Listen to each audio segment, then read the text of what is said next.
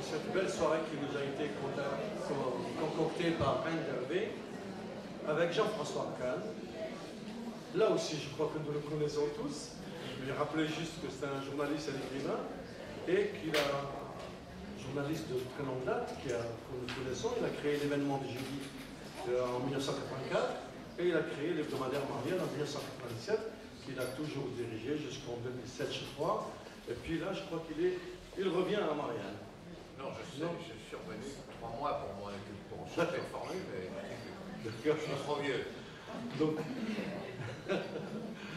il a une belle carrière de journaliste qu'il a commencé il y a longtemps. Déjà, il a été presque correspondant de guerre en Algérie. Voilà. Puis il a travaillé pour Le Monde, l'Express.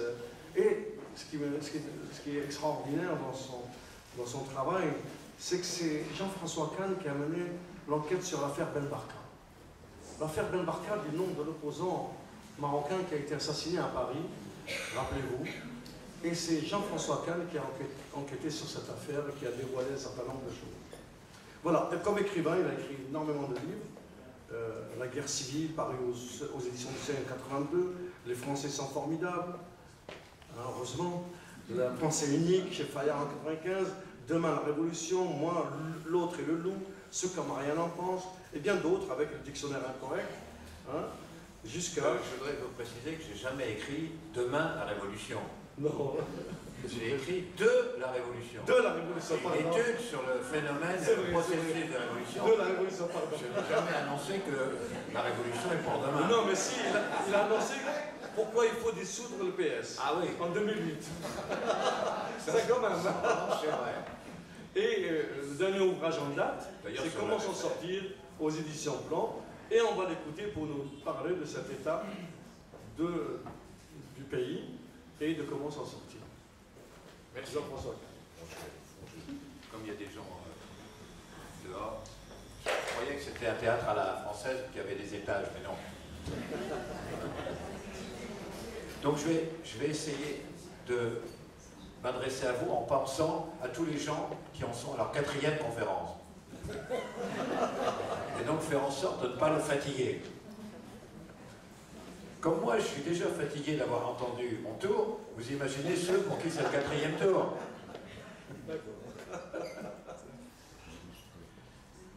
Ça, je connais bien, on se connaît bien et j'apprécie beaucoup. C'est mon ami. Ce qu'il dit sur l'Algérie est très intéressant. Et je lui disais, mais comme ça en passant, parce qu'il a participé à un travail collectif sur Camus, que j'ai eu la chance, quand j'avais 15 ans et demi, de passer toute une soirée avec Camus. Et de discuter avec Camus pendant toute une soirée quand j'avais 15 ans et demi. Ça marque, quand même. Comment s'en sortir? Je vous dis entre parenthèses que j'ai fait un livre qui s'appelle Comment s'en sortir, qui coûte 10 €. Au début, je voulais le mettre à 1 million d'euros, je trouvais déjà pas cher pour savoir comment s'en sortir. Et j'ai ramené le prix à 10 €. De 1 million d'euros à 10 €. Et pour savoir comment s'en sortir. Comment s'en sortir, je vais vous dire, je vais prendre un exemple, partir un peu de l'actualité. Parce que c'est l'exemple de la façon qui ne nous permettrait pas de s'en sortir. Le psychodrame que nous sommes en train de vivre. Comme vous le savez, rappelons les faits, et je vais vous dire pourquoi. Rappelons les faits. Il y a une famille dont on croyait qu'elle était kosovare, mais qui s'est révélé qu'elle était italienne, et ça ne change pas grand-chose. Donc une famille qui s'appelle kosovare, avec 7 enfants, qui étaient rentrés illégalement, clandestinement en France, qui n'étaient donc pas réguliers, enfin en état d'irrégularité, qui a fait beaucoup de recours pour ne pas être expulsé, 3 ou 4, et puis finalement tous les recours ont été rejetés, donc expulsable. Enfin, ce qu'on appelle expulsable, c'est-à-dire envoyé dans leur pays, dont on pensait que c'était le Kosovo. Parce qu'il y a en effet un côté absolument surréaliste dans cette affaire. C'est comme il avait dit qu'il venait du Kosovo, qu'il avait menti dans son dossier. On l'a envoyé au Kosovo. C'est vrai que le pauvre type, il est dans un pays qu'il ne connaît pas, une langue qu'il ne connaît pas, des gens qu'il ne connaît pas. C'est vrai que je reconnais que c'est un problème absolument terrible. Et on ne pouvait pas le savoir, en l'occurrence. Donc, on renvoie le mari au Kosovo. Le lendemain, la famille au Kosovo. Et la fille, la petite fille, enfin non, c'est pas la plus petite, qui est à l'école, qui est scolarisée, est dans un car scolaire en temps participe à une excursion. Et à ce moment-là, il y a une organisation qui s'appelle Réseau Enfants École sans frontières, je ne sais pas comment ça s'appelle, son nom m'échappe tout à coup. RES, qui est un réseau qui milite en faveur contre le fait qu'on arrache des enfants de l'école ou qu'on va les chercher à l'école pour les expulser. C'était une position extrêmement noble et ils ont été très utiles. Cela étant, il faut dire aussi toute la vérité, c'est une organisation presque d'extrême gauche qui milite aussi pour qu'on régularise tous les sans-papiers. Je préfère qu'on dise des choses clairement et nettement. Donc, même si leur combat est noble et a été utile, il faut aussi savoir que, bon. Or, un des responsables de cette organisation sur place, qui est dans le Doubs, considérant d'abord que cette famille n'est pas intégrable, a du mal à s'intégrer. Elle ne parlait pas de la fille en l'occurrence, mais du père, etc. Et donc, ils gênaient leur travail en faveur d'intégration d'autres émigrés. Souhaitaient donc qu'ils rentrent dans leur pays, dont ils croyaient aussi que c'est le Kosovo, souhaitaient qu'ils rentrent dans leur pays. Mais surtout, et c'est une chose qu'on ne dit pas, à partir du moment où ils étaient expulsés, est-ce que la fille, on allait la laisser toute seule dans le Doubs? Toute seule. Lui, il croit beaucoup à faire. Il téléphone à la police et il dit, leur fille, elle est dans le car, comme la famille est rapatriée chez elle, il faut arrêter le car et la preuve pour qu'elle puisse partir avec la famille. C'est ça qui s'est passé. C'est-à-dire, contrairement à ce qui a été dit, j'aurais été le premier indigné si ça s'était passé comme ça, il n'y a pas eu des policiers qui ont reçu l'ordre d'aller chercher dans une école, dans un car, d'arracher une jeune fille pour l'envoyer. Non, c'est le type de ce réseau-là qui, trouvant qu'on ne pouvait pas, que puisque ses parents devaient partir, et ont demandé je comprends, cela étant, ce qui correspondait au droit. Maintenant, on peut aussi considérer qu'il y a des fois des droits, vous en savez quelque chose en tant qu'Algérien, vous êtes révolté contre une forme de loi, contre la loi. Il y a des moments où la révolte contre la loi peut être moralement justifiable. Donc le fait que ce n'était que la loi qui était appliquée n'excuse rien. Et c'est vrai qu'il y a quelque chose qui... C'est une fille, elle était à l'école, c'était la seule de la famille à être à l'école, donc au moins c'était un cas d'intégration, et donc il y a quelque chose en effet qui demande qu'on y réfléchisse, très bien.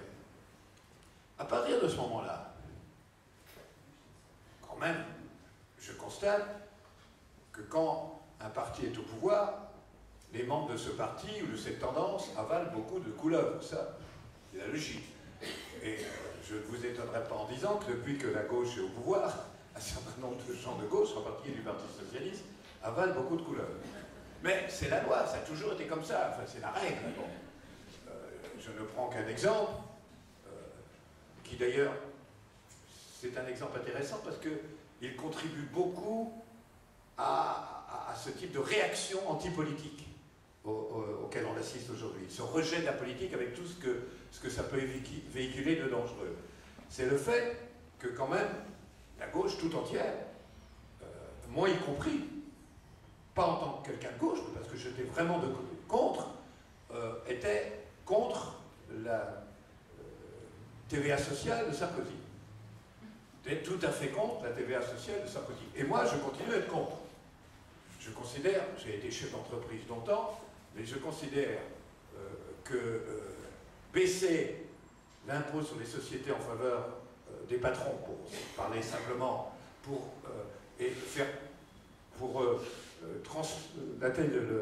faire payer les usagers, les consommateurs, faire payer aux consommateurs l'impôt qu'on fait économiser aux chefs d'entreprise, quand même difficile à passer. Donc le Parti socialiste avait raison de stigmatiser, de critiquer la TVA sociale. Et ils votent pour. Maintenant, et pour cause, puisque c'est eux qui demandent de l'appliquer. Ils ont donné un autre nom, mais c'est ni plus ni moins que la TVA sociale, c'est-à-dire 20 milliards de réduction d'impôts sur les patrons de société, sur les chefs d'entreprise, qui va être compensé par une augmentation de la TVA. C'est exactement la même chose. Je trouve, et attendez, et l'UMP vote contre. Ce qui est terrible dans cette affaire, c'est mettez-vous à la place des électeurs, qui d'abord ils ne comprennent pas, ils croient qu'ils se sont trompés. Ils croient que c'était le journal de la veille. Non, le PS était archi contre, c'est eux qui proposent. L'UMP le proposait en disant c'est formidable, c'est une grande idée de Sarkozy, et aujourd'hui ils sont contre. Comment voulez-vous que les gens prennent encore au sérieux la politique? Je prenais cet exemple pour dire, à la limite, j'aurais compris que les députés socialistes, ils attendaient, c'est un peu gros. Après tout ce qu'on a dit, tout ce qu'on a fait, notre mobilisation, et tout à coup, il faut voter pour. J'aurais compris. Franchement, on a entendu beaucoup de voix. Bon, beaucoup. Hier, il y en a 15, je crois, qui ont voté contre. On leur a fait la leçon, ils vont voter pour 5 minutes après. Ça n'a pas duré longtemps. Et je pourrais prendre d'autres exemples. Le traité Sarkozy-Merkel, il était scandaleux, il n'était pas question de ratifier. Paf, hop, il a été ratifié en rien de temps, les mêmes. On ne les a pas entendus. Mais alors là, en revanche, sur cette affaire, on peut penser ce qu'on veut de Manuel Valls. Être pour, contre. Moi, je vous dis franchement, c'est pas ma tasse de thé. Mais enfin, personne ne peut penser que Manuel Valls s'est levé un matin et a dit vous ne pouvez pas me trouver une Rome étudiante et lycéenne pour faire un exemple et la virer au Kosovo. Non, personne ne peut penser ça. C'est évidemment une espèce de mécanique technocratique, etc. Alors là, le déferlement, le déchaînement tout à coup, scandaleux, contre, bon, en vérité, une espèce de revanche de toute une fraction du PS qu'on peut comprendre, c'est leur conviction, mais véritable complot, il faut dire les choses comme elles sont, parce qu'ils en ont marre de ce type, parce que ça ne leur plaît pas et qu'ils veulent la battre. Très bien. Je dirai un mot là-dessus, mais pourquoi je commence là-dessus? Après, il y a un débat. C'est le débat sur les Roms, c'est le débat sur l'immigration, c'est le débat sur la loi, ça c'est un vrai débat. Or, qu'est-ce qu'on a entendu? On a entendu une sénatrice, soi-disant écologiste, qui s'appelle Madame Benbassa, qui est enfin écologiste, dire il faut arrêter les rafles. Il faut arrêter les rafles. On a entendu quelqu'un, pour qui j'ai pourtant de la sympathie, M. Cohn-Bendit, comparer la politique de Valls vis-à-vis des Roms à la politique des nazis vis-à-vis des Juifs. Donc, en vérité, il l'a fait arrêter pour l'envoyer dans un camp d'extermination. Si les mots ont un sens, ça veut dire ça. On a entendu quelqu'un dire, à propos de ce que je viens de vous rapporter, qui est malheureux, mais qui est en effet une lycéenne qu'on renvoie, dire, et je vous ai expliqué dans quelles conditions, il faut arrêter cette politique bestiale. On en a entendu un autre qui parle de chasse aux jeunes et aux lycéens. Et on a entendu Jean-Luc Mélenchon dire Valls doit démissionner et rejoindre son vrai parti qu'est le Front National. À propos de cette dernière phrase, entre nous, le Front National monte. Mais si vous dites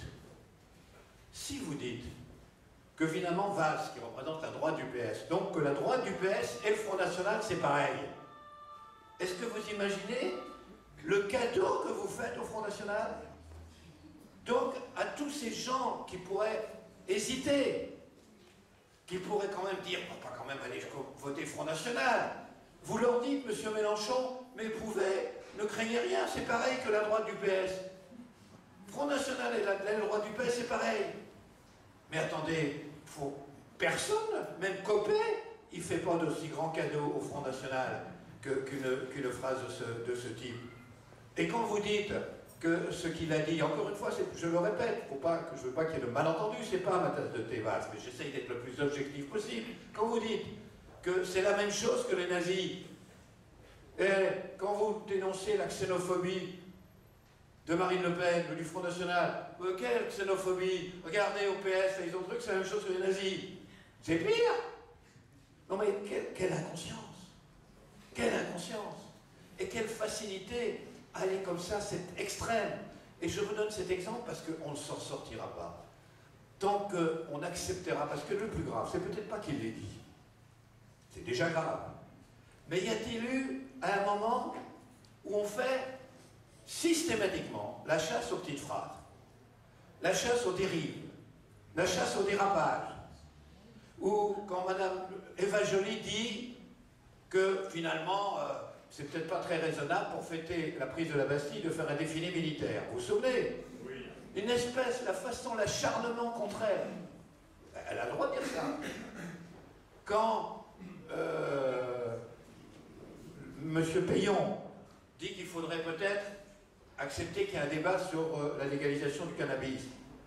C'est pas mon point de vue, mais en revanche, je reconnais qu'on peut accepter un débat. C'est pas scandaleux de dire que peut-être ça mériterait un débat. Il y a des pays où ils l'ont fait. Quand même Monsieur Fillon dit ce qu'il a dit, ou quand je ne sais qui dit, ou on pourrait prendre une liste, ou Georges Frêche, quand Georges Frêche dit, c'est quand même bizarre, dans une équipe de foot, il y a 9 noirs sur 12, donc les blancs, ils ne savent pas jouer au foot. Attendez, quasiment, c'est comme s'il avait récité un extrait de Mein Kampf. Rappelez-vous, rappelez-vous. Et donc, en même temps, on peut faire la chasse hystérique, systématique, comme si la politique n'était plus que ça. C'était plus un débat de fond, si c'était plus l'opposition de conviction, si c'était que des petites phrases que l'on chasse, que l'on traque sans arrêt à la radio tous les jours, il a dit, il a dit, il a dit, il a dit. Déjà, c'est terrible. Déjà, c'est une conception de la politique qui dégoûte les gens. Mais quand vous faites la chasse à chaque petite phrase, mais qu'en revanche, ça, ce que je viens de vous citer, qui est gravissime dans l'excès, dans la calomnie, dans l'horreur, dans la banalisation du nazisme, du fascisme, etc., qu'il n'y ait pas un article dans Le Monde, pas un article dans Libération, pas un article dans Le Figaro, pas un article nulle part pour dire « Attention, tilt, vous n'avez pas le droit, arrêtez, pas un !» Et c'est là où pour ça que j'ai voulu prendre cet exemple, parce que il faut qu'on sorte de ça.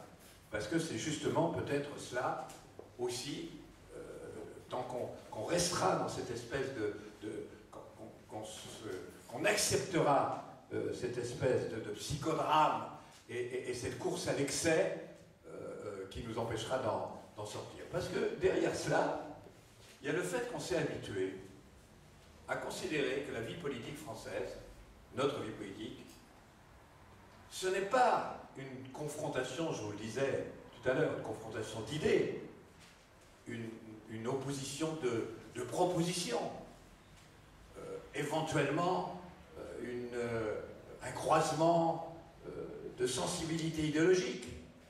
En fait, c'est une guerre. D'ailleurs, si ce n'était pas conçu comme une guerre, est-ce qu'on pourrait avoir l'UMP qui vote contre ce qu'elle a proposé? Si c'était vraiment une confrontation d'opinion ou de proposition.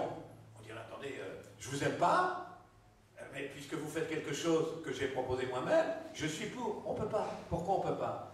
Parce que la conception, c'est il y a deux camps.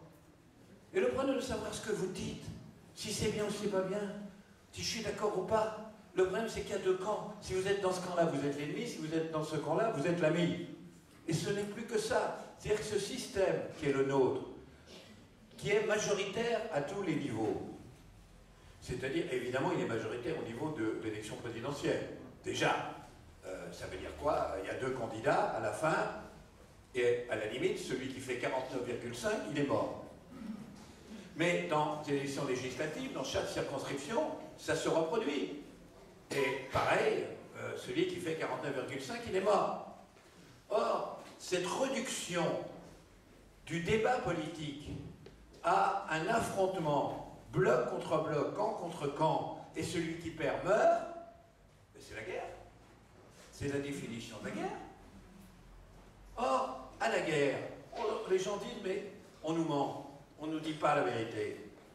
Ils ont cette impression. Et entre nous, si on relit tout ce qui a été dit de part et d'autre, hein, avant l'élection présidentielle, c'est vrai qu'on constatera que c'était pas mal comme accumulation de part et d'autre de mensonges. Je me souviens d'une chose qui passe par l'esprit, une seule chose, c'est que on peut penser tout ce qu'on veut de la politique de Hollande, mais objectivement, les déficits qui étaient de 5,5 sont ramenés à 4,8 et 4,2. Enfin, on peut contester la façon dont il s'y prend, on peut dire même qu'il ne va pas assez vite, mais incontestablement, il y a une politique, et d'ailleurs, la gauche du PS, une fraction de la gauche le critique pour ça, ou Mélenchon, etc., une politique qui vise à réduire absolument, de façon drastique, les déficits. La question qu'on peut se poser, c'est à quel prix, le chômage, la relance, mais objectivement, il réduit les déficits.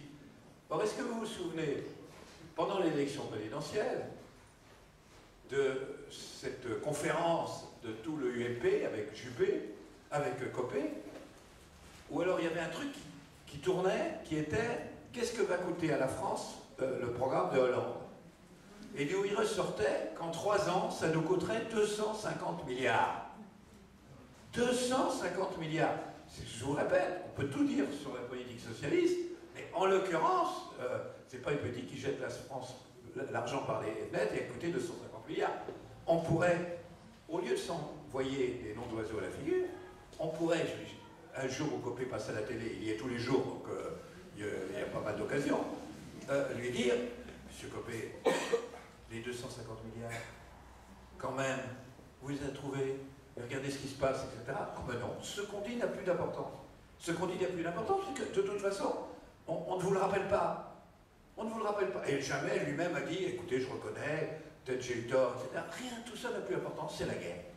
C'est la guerre, et or, dans la guerre, est-ce que vous imaginez, dans cette opposition binaire qu'est la guerre, est-ce que vous croyez que l'ennemi, le type il est l'ennemi parce qu'une ligne passe entre nous deux, tout à coup, et il devient l'ennemi. Est-ce que vous pouvez vous accepter cette idée que l'ennemi, finalement, le type à qui vous allez être obligé de mettre un coup de baïonnette dans le bide, ben, finalement, ce type-là, il est peut-être un bon père de famille. Sans doute, il a lu les 3 Mousquetaires, il a aimé ça, comme moi. Puis il aime la blanquette de veau, comme moi. Et moi, je vais lui foutre mon baïonnette dans le bide, un mec qui aime la blanquette de veau et qui aime les 3 Mousquetaires. Donc vous ne pouvez pas vous dire ça, c'est impossible, vous ne le tuez pas. Donc vous dites, c'est une crapule, c'est une vipère lubrique, c'est un chacal, c'est etc., c'est le langage de la haine. Et vous ne pouvez même pas vous dire, en général, je suis contre lui. Enfin, il n'a pas tort à 100%. Et peut-être que moi, j'ai fait des erreurs. Vous ne pouvez plus monter au front et monter à l'assaut si vous dites ça. Et donc vous dites, je suis la vérité et la vertu, il est l'erreur, etc. Et dès lors qu'on vit la politique comme une guerre, comme un affrontement camp contre camp, eh bien, en effet, d'abord, effectivement, vous pouvez plus dire la vérité, mais c'est pire que ça. Vous pouvez plus dire non seulement la vérité, mais vous pouvez plus dire ce que vous pensez. Parce que si encore vous vous intoxiquez et vous mentez, mais parce que le mensonge est dans votre tête, mais même si vous savez la vérité, si vous portez la vérité, vous ne pouvez pas la dire. C'est impossible. Si par hasard, vous osez dire, et d'ailleurs, regardez, si vous osez dire, ah là, nos adversaires n'ont pas totalement tort, mais aussitôt vous êtes dénoncé comme traître, vous êtes un traître. Ça n'a rien à voir avec une conception démocratique de la politique. C'est réellement, c'est un affrontement guerrier. Comme on a eu un président de la République dont le talent était un talent guerrier, Nicolas Sarkozy, ça encore, si j'ose dire, accentué cet aspect-là. Aujourd'hui, moi je rencontre, tenez, je vais vous faire une confidence, je rencontre il y a 3 mois, à Nice, je déjeune exactement. Je déjeune avec Estrosi. Estrosi, ancien ministre du gouvernement, et numéro 2 de l'association des Amis de Sarkozy. Estrosi me dit des horreurs sur Sarkozy. Mais avec beaucoup des choses assez intelligentes. Alors, pour être très très juste, tout en me disant, je lui dois beaucoup, je ne le trahirai jamais, etc. Il dit ça aussi. Mais après ça, il me dit des horreurs sur le personnage, assez bien vu sur ses caractères. Mais il dira, jamais il le dira en public. Il dira quel grand homme, quelle réussite, formidable, on ne peut rien lui reprocher, etc. J'ajoute que c'est la même chose de socialistes qui, en privé, sur la politique de Hollande, disent des choses que vous ne leur entendrez jamais, jamais dire en public. C'est-à-dire, on est dans un jeu de rôle où il ne s'agit plus de porter l'idée, de porter un programme, d'avoir une analyse, on est en guerre. Et donc, le problème, c'est est-ce que mon fusil tire bien? Est-ce qu'il est bien graissé? Est-ce que ma mitrailleuse est efficace? Est-ce que j'ai assez d'obus? C'est ça, en vérité. Alors, ça se traduit en d'autres mots, mais la problématique est celle-là. Et déjà, donc, il me semble que si on veut s'en sortir, il faut sortir de cette logique de guerre au nom d'une autre logique qui est celle de la confrontation, de la vraie confrontation. J'ajoute une chose d'ailleurs que cette politique de guerre, elle impose une confrontation guerrière, implacable, camp contre camp. Mais en revanche, les vrais débats qui quelquefois sont à l'intérieur des camps et qui sont peut-être quelquefois les plus importants débats. L'exemple que je vous donnais au début, derrière, il y a un débat, il y a un vrai débat. Vous savez très bien qu'à l'intérieur de la droite, à l'intérieur de la gauche, c'est pas évident, la politique d'immigration. Il faudra en parler, franchement, clairement, honnêtement. Il n'y a pas eu de débat, il y a des injures, des insultes, celles que je vous ai citées. Mais où est le débat? Mais ça mériterait un débat. Ah, mais la politique de guerre peut pas le permettre. On tape, on canonne l'opposant, on ne va pas essayer de discuter ouvertement entre soi. Et donc, sur le plan idéologique, cela provoque des régressions absolument. Donc il faut sortir de cela. Je vous parlais, j'ai donné un exemple pour débuter qui est un psychodrame. Et donner quelques exemples qui provoquent ce rejet de la politique. Je crois que la crise que traverse la France aujourd'hui, la plus grave, elle n'est pas économique, elle n'est pas sociale. Bien sûr qu'il y a une crise économique, de désindustrialisation. Bien sûr qu'il y a une crise sociale, l'ampleur du chômage. Moi, je me souviens d'un temps où un journal avait publié une étude d'où il ressortait, c'était sous Pompidou, que peut-être la France aurait 500 000 chômeurs. Je me souviens encore des protestations disant « mais vous êtes fous, c'est impossible ». 500 000, on aimerait bien aujourd'hui les avoir. Donc évidemment, et au-delà de ce chiffre un peu froid, 500 000 chômeurs, mais derrière, on connaît bien qu'est-ce que ça veut dire. On sait bien les cas de misère, les cas de précarité, les cas de paupérisation, le fait qu'on revoit des choses qu'on n'avait jamais vues, qu'il y a des bidonvilles alors qu'il y a 50 ans ils avaient disparu, la mendicité qui nous rappelle presque des pays du tiers-monde, ça c'est une réalité. Bon. Mais, quelque part, c'est peut-être pire. En Espagne, c'est pire en Italie, c'est pire au Portugal, c'est pire ailleurs, la situation économique est pire ailleurs. En revanche, il y a en France une crise morale, une crise psychologique, une désespérance, irrationnelle mais une désespérance. Et pire que ça, une impression qu'on ne peut plus rien faire, une tendance à baisser les bras, une impression qu'il n'y a plus d'horizon, une impression qu'il n'y a plus de futur, d'une certaine manière. Et donc une incapacité à se mobiliser pour quoi que ce soit. Surtout à gauche d'ailleurs.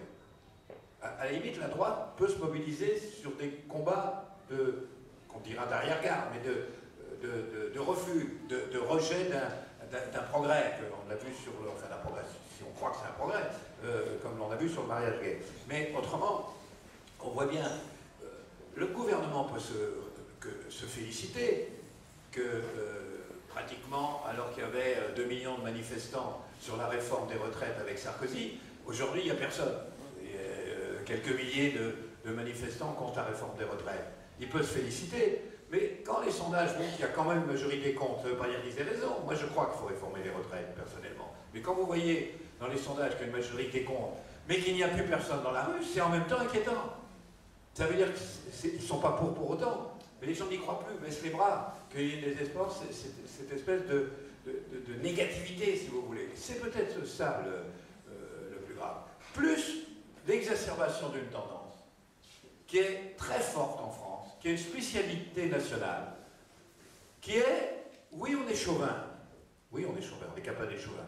Mais en même temps, il n'y a pas de pays au monde qui jouit autant de dire du mal de soi-même. Il y a un plaisir à se flageller, un plaisir à se crucifier, à se lacérer, qui a toujours existé, qui n'est pas nouveau, mais qui là prend une ampleur absolument extraordinaire. On est quand même un pays où on a inventé une phrase du général de Gaulle, que naturellement il n'a jamais prononcée, et dont on ne peut même pas imaginer, compte tenu de ce qu'était le général de Gaulle, qu'il ait pu la prononcer, qui est « les Français sont des veaux ». Il ne l'a jamais dit, mais on aimerait tellement qu'il l'ait dit. C'est terrible, ce sentiment. Vous voyez, même lui, il considère qu'on est lamentable et nul. Ah, c'est formidable, on est vraiment lamentable et nul. Et cette jouissance que cela provoque, l'idée que même de Gaulle a dû reconnaître, le libérateur, qu'on était lamentable et nul, c'est quelque chose de terrifiant. Et on voit renaître ça. Ça a été particulièrement fort en 1939 et en 1940. Et tout le discours de Pétain, je vous signale, était « nous sommes nuls, nous sommes extrêmement mauvais, médiocres, et d'ailleurs, on a perdu et on le mérite ». C'était ça. Il y a quelque chose comme ça. Bon, eh bien, il faut qu'on recroie à notre pays. Il faut qu'on retrouve, je ne dis pas l'amour de la patrie, comme on disait dans les écoles de la Troisième République, mais qu'on retrouve une confiance en nous, qu'on retrouve une capacité à construire tous ensemble quelque chose de neuf comme on l'a toujours fait dans notre histoire, comme on a toujours su le faire dans notre histoire. Cette idée qu'on n'est plus capable, qui d'ailleurs se double d'une fascination pour n'importe quel modèle extérieur. On est nul, on est tellement nul que n'importe quoi qui se passe ailleurs, c'est mieux. Mais c'est pas vrai. Et d'ailleurs, ailleurs, il arrive qu'il se réclame d'un certain nombre d'exemplarité française. Je fais d'ailleurs, là-dessus, entre nous, au début du gouvernement actuel, il y a eu dans presque tous les journaux, cette petite, pour gauche et droite confondues, il y a eu cette petite musique, voilà, petite musique, grosse musique, qui est dire, il faut que le gouvernement choisisse clairement la ligne social-démocrate. Ça m'a beaucoup frappé, ça. Il faut qu'il choisisse la voie social-démocrate. D'abord, ça pose un problème que tous les journaux disent la même chose. Pourquoi Le Figaro, Le Monde, Libération, L'Observateur, Le Point, L'Express ont tous dit il faut que le gouvernement choisisse nettement la voie social-démocrate. Entre parenthèses, comme il l'a choisi, la presse devrait être unanimement favorable au gouvernement Hollande. Donc je constate qu'ils ont préconisé qu'on choisisse une voie, que le gouvernement l'a choisi et lui il tombe dessus quand même avec encore plus d'acharnement que s'il n'avait pas choisi. Passons. Mais qu'est-ce qui se passe autour de nous? En Espagne, les sociodémocrates se cassent la gueule et perdent. En Portugal, ils se cassent la gueule et perdent. En Grèce, ils se cassent la gueule et perdent. En Italie, ils se cassent la gueule et perdent. En Pologne, ils se cassent la gueule et perdent. En Hongrie, ils se cassent la gueule et perdent. En Norvège, ils se cassent la gueule et perdent. En Australie, ils se cassent la gueule et perdent. Au Japon, ils se cassent la gueule et perdent. En Israël, ils se cassent la gueule et perdent. Et là, notre opportunité serait de dire, il faut en inventer autre chose. Et c'est un peu dans notre génie. Et on a su dans notre histoire inventer quelque chose. La social-démocratie, ça a été formidable. C'est sans doute ce qui a apporté le plus de progrès humain, de plus de progrès social. C'est sans doute ceux qui ont fait le plus en faisant couler le moins de sang. Donc il faut lui rendre hommage. On ne lui rendra jamais hommage. Mais il y a un moment, c'est une idéologie du 19e, c'est une idéologie, il y a peut-être un moment où c'est usé, il faut qu'on imagine, qu'on invente quelque chose d'autre. Eh ben non. Eh ben non, faut... On ne se pose même pas des questions sur pourquoi ça échoue partout et pourquoi il faut réinventer quelque chose. Ah ben non, il faut faire comme les autres, il faut faire comme les autres. On qu'on n'est pas capable de faire autrement que comme les autres. Il faut redonner, au contraire, il faudrait retourner cette espèce de nihilisme et de désespérance pour dire « mais c'est formidable ». Pas peut-être à mon âge, mais enfin, c'est formidable. On est dans un moment unique peut-être. Pas unique, non. Il y en a 10, 20 dans l'histoire, mais un moment comme ça. Un moment extraordinaire. Un moment où un modèle de société est usé, est bloqué, est en panne. Où il y a presque une unanimité. C'est rare. Pour estimer qu'il faut qu'on invente autre chose. Qu'on invente un nouveau modèle. Qu'un modèle de société qui avait mis l'État au centre de tout, l'État tentaculaire, l'État Moloch, l'État qui se confond avec la société c'est l'État, et l'État c'est la société, sous toutes ses formes. Ce modèle a échoué. Alors on a tenté un modèle où c'est l'argent qui était au centre de tout. Et l'argent Moloch également, l'argent Léviathan. L'argent, la société c'est l'argent et l'argent c'est la société, avec tout ce que cela signifie dans tous les domaines, que ce soit le sport, la médecine, la privatisation des gènes, dans tous les domaines. Et c'est en train d'échouer, moralement, rationnellement, financièrement, c'est en train d'échouer. Plus d'insécurité, plus d'inégalité, plus d'injustice.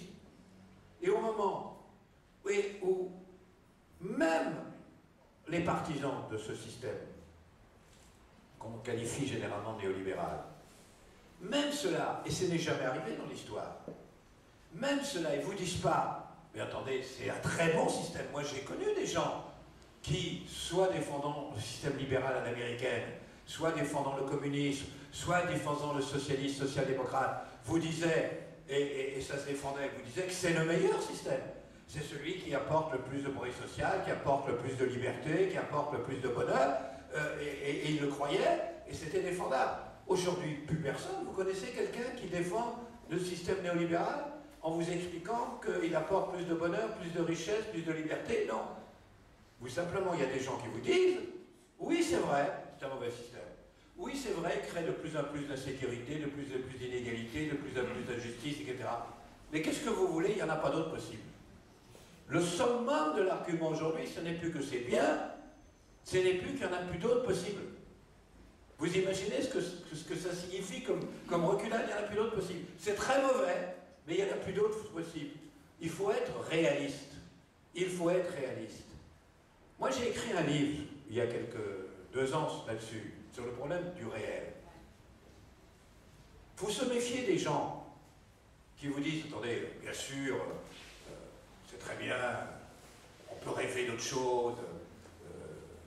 À quoi on peut rêver? Par exemple, c'est implicite dans ce que je viens de dire. Si un système qui a mis l'État au centre a fait faillite et un système qui a mis l'argent au centre a fait faillite, aujourd'hui on est, et c'est ce que j'essayais de vous dire, dans ce moment qui pourrait être enthousiasmant, qui pourrait être mobilisateur, qui permettrait peut-être d'ouvrir une horizon dynamique formidable, qui est de dire il faut qu'on construise aujourd'hui un nouveau modèle qui met l'humain au centre. L'humain dans toutes ses dimensions. L'humain au sens de ce que le libéralisme a apporté de mieux, c'est-à-dire l'individu. L'humain au sens de ce que le socialisme a apporté de mieux, c'est-à-dire le collectif. Et essayer de... Vous voyez ce que ça veut dire sur le plan de l'urbanisme, un urbanisme qui remet l'humain au centre? Vous voyez ce que ça veut dire sur le plan commercial? Vous voyez ce que ça veut dire sur le plan des rapports de travail? Vous voyez ce que ça veut dire sur l'écologie? Et donc, ce n'est pas une société clé en main, on sait que ça ne marche pas. Mais un processus, un aller vers, dans chaque domaine, se dit qu'est-ce qui permet de mettre non pas l'État ou l'argent au centre, mais l'humain au service duquel on met l'État et on met l'argent. Eh bien, quand vous dites ça, personne ne vous dit que c'est pas vrai. Personne ne vous dit, ah non, je ne veux pas ça. Tout le monde vous dit, mais ce serait formidable. Ah, mais bien sûr. C'est utopique. C'est utopique, soyons réalistes, ayons les pieds sur terre. Mais enfin, c'est quoi les réalités d'aujourd'hui, la plupart des réalités d'aujourd'hui? C'était des utopies d'hier.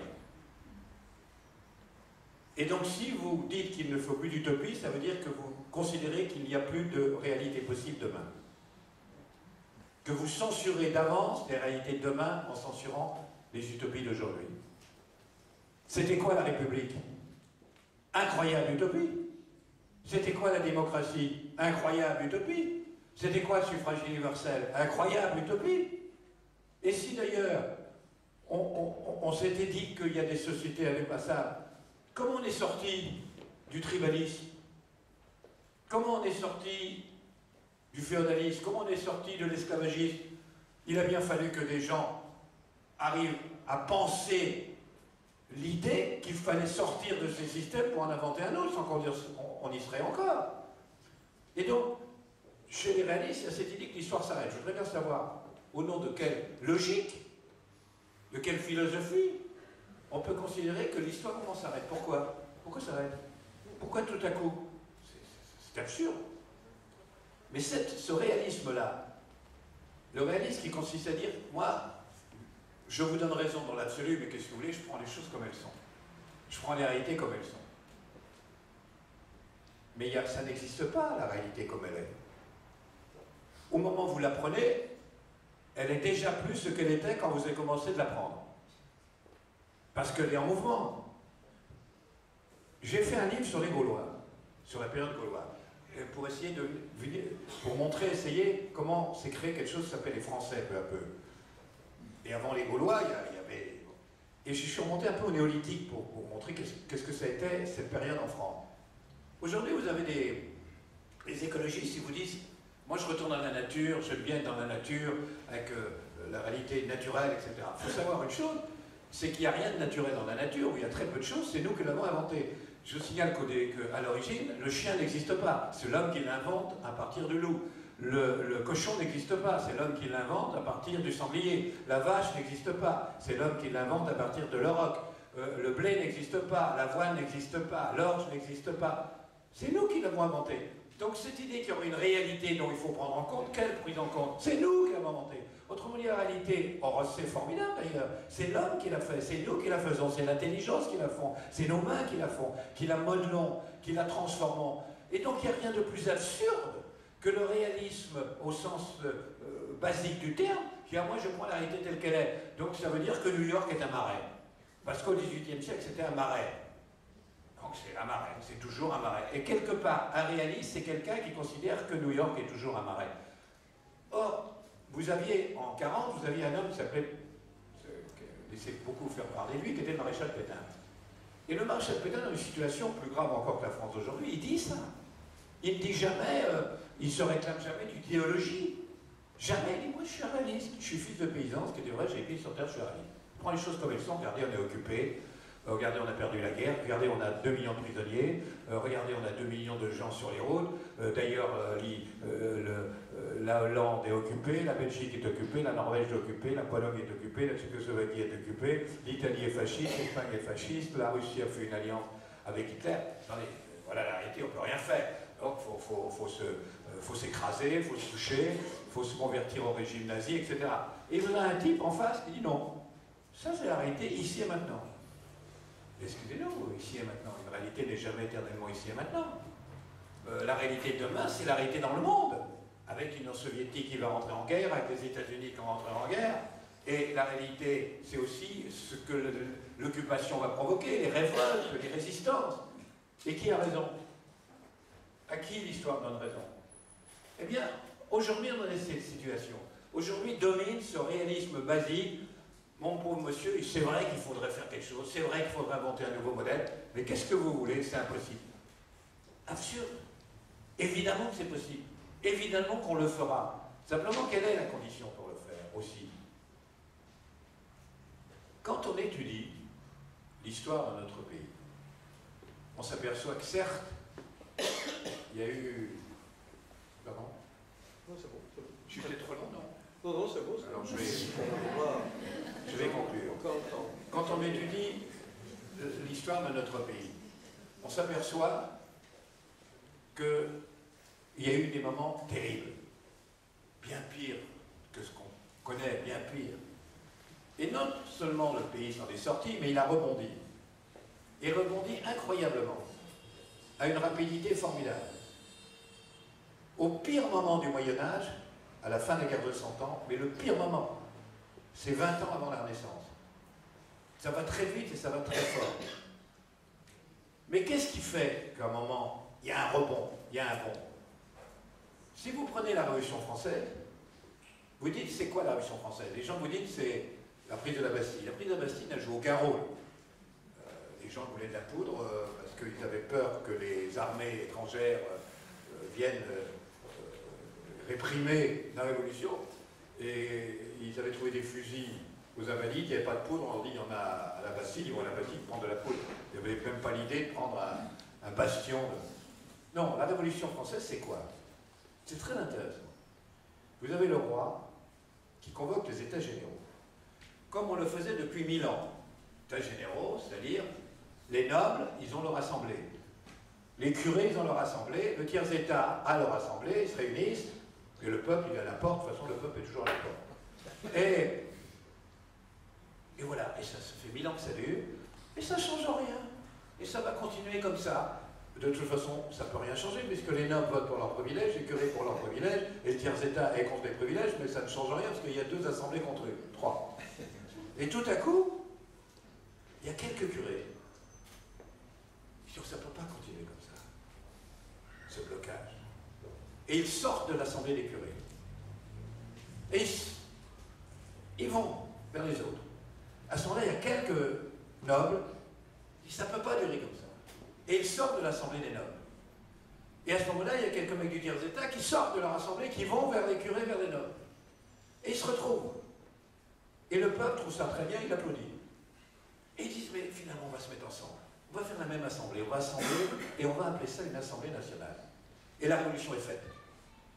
De cette rencontre, de cette fusion qui se détermine comme assemblée générale, nationale, la révolution est faite. Mais finalement, quand ensuite, en 1830, on essaye de revenir en arrière, Charles X essaye de revenir avant la Révolution française, qu'est-ce qui se passe? Vous avez des libéraux qui disent c'est pas possible, on ne va pas revenir sur... c'est des libéraux plutôt conservateurs qui défendent la propriété, on ne va pas quand même revenir avant la Révolution française. Vous avez des royalistes, et d'accord, on est royaliste, mais enfin, on ne va pas non plus revenir à la féodalité. Vous avez des réformistes qui disent c'est un scandale, ou des républicains. Vous avez des socialistes, des ouvriers socialistes qui disent non, on ne faisait pas, et qui se retrouvent ensemble. Et la fusion de ces différentes sensibilités qui ne se posent pas, qui sont en désaccord sur plein de choses, et qui vont le montrer. Enfin, ils sont d'accord pour qu'on ne revienne pas avant 1789. Et c'est la révolution de 1830 et la révolution libérale, et donc la révolution libérale étant un progrès formidable à l'époque par rapport à la réaction. Et on pourrait prendre plein d'exemples, mais le dernier, vous imaginez l'attitude, le sentiment d'un type, quand je dis un type, c'est au sens générique, ça peut être une femme, en 1942. Le désespoir, la désespérance, c'est foutu. Qu'est-ce qu'on veut faire? Qu'est-ce qu'on veut faire? Et qu'est-ce qui se passe? À un moment, vous avez des communistes, des socialistes, sociodémocrates, des démocrates chrétiens, des droites nationaux, quelques monarchistes qui disent attendez, on n'est pas d'accord sur beaucoup de choses, on s'est beaucoup affronté. Mais sur le fait qu'il faut libérer le pays, on est d'accord. Sur le fait qu'il faut que la France retrouve une indépendance, on est d'accord. Et sur le fait qu'on ne peut pas continuer avec le type de société qui nous a conduit là, qu'il faut qu'on invente autre chose, on est d'accord. Alors il dit, puisqu'on est d'accord, et puisqu'on refuse ce que la droite vichysoise a fait de la France, on va le faire ensemble. Et ils font le SNR, le CNR. Et c'est une dynamique formidable. Et cette France désespérée, tout à coup, elle va devenir cette France de résistance, cette France qui va se soulever en 1 an et demi, une dynamique formidable. Et entre nous, c'est pas simplement que la France va être libérée, c'est que 2 ans après, c'est le début des 30 Glorieuses, qui est le plus grand moment de progrès économique et social. Donc, je pense qu'aujourd'hui, il faut retrouver une dynamique, il faut retrouver un projet, il faut retrouver une direction, et il faut, autour d'un projet qui propose du court terme, du moyen terme, mais également du long terme, c'est-à-dire quel type de société on veut faire, pouvoir dépasser les clivages, non pas se mettre tous ensemble, non, regrouper ceux qui le pensent et qui le veulent, non pas se mettre au milieu, mais se mettre en avant, en dépassement, et pouvoir recréer une dynamique de dépassement en disant d'où vous veniez, d'où que vous veniez, quelle que soit votre histoire, dès lors que vous êtes prêts à vous mobiliser pour cet objectif et pour ce projet, eh bien essayons de le faire ensemble. Merci beaucoup.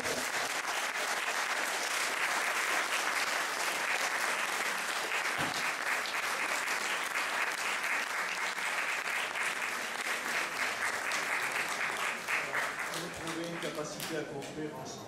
C'est comme ça qu'on va terminer ce soir. Merci à vous, toutes et tous. Merci.